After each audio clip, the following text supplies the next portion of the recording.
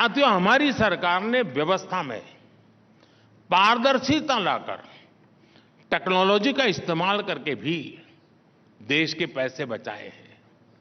आप कल्पना कर सकते हैं, हमारे यहां कांग्रेस सरकार के समय से कागजों में, आप ये सुनकर के हैरान हो जाओगे, कागजों में 10 करोड़ ऐसे नाम चले आ रहे थे जो फर्जी लाभार्थी थे, ऐसे लाभार्थी जिनका जन्म नहीं हुआ था, ऐसे विधवाएं थी जो बेटी के भी पैदा ही नहीं हुई थी।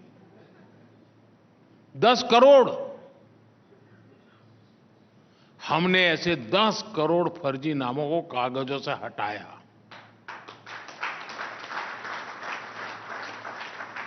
हमने डायरेक्ट बेनिफिट ट्रांसफर स्कीम शुरू की। हमने पैसे की लीकेज रोकी। एक प्रधानमंत्री कह के गए थे, 1 रुपया निकलता है तो 15 पैसा पहुंचता है।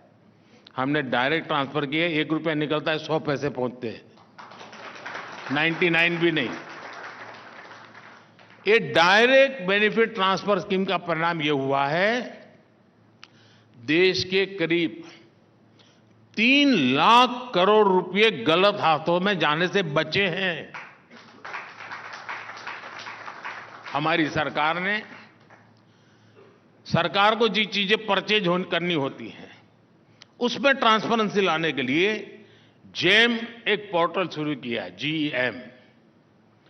उससे हमने समय तो बचाया है, क्वालिटी इंप्रूव हुई है, बहुत सारे लोग सप्लायर बन चुके हैं और उसमें सरकार की करीब 65,000 करोड़ रुपए की बचत हुई है।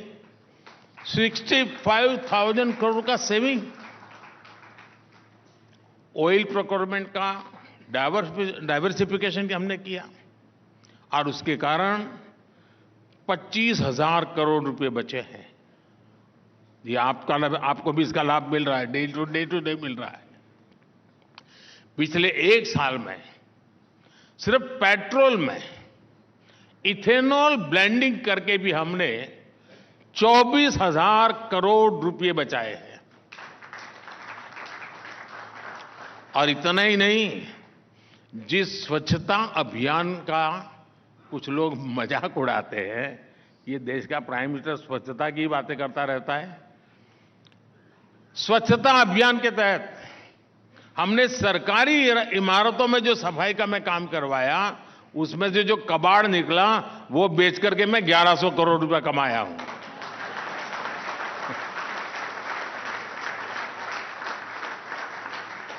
और साथियों, हमने अपनी योजनाओं को भी ऐसे बनाया कि देश के नागरिकों के पैसे बचे। आज जल जीवन मिशन की वजह से गरीबों को पीने का शुद्ध पानी मिलना संभव हुआ। इस वजह से बीमारी पर होने वाला उनका खर्च कम हुआ है। आयुष्मान भारत ने देश के गरीब के 1 लाख करोड़ रुपए खर्च होने से बचाए हैं और उसका उपचार हुआ है। पीएम जन औषधि केंद्र पर 80% डिस्काउंट। और हमारे देश में डिस्काउंट की एक ताकत होती है। कितना ही बढ़िया स्टोर हो, कितना ही बढ़िया माल हो, बगल वाला 10% डिस्काउंट लिखे तो सारी महिलाएं वहां चली जाएगी। 80% डिस्काउंट से हम देश के मध्यम वर्ग और गरीब परिवारों को दवाई देते हैं जन औषधि केंद्र में। और उससे जिन्होंने वहां से दवाई खरीदी है, उनके 30,000 करोड़ रुपए बचे हैं।